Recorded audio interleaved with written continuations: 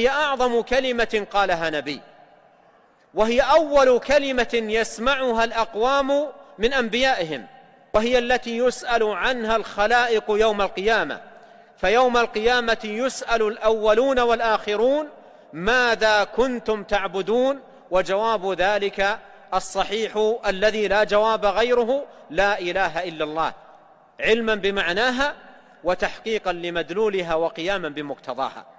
لا إله إلا الله هي كلمة التوحيد وكلمة الإخلاص وكلمة التقوى والعروة الوثقى، كما قال الله سبحانه وتعالى في الآية التي تلي آية الكرسي: يكفر بالطاغوت ويؤمن بالله فقد استمسك بالعروة الوثقى، أي بلا إله إلا الله.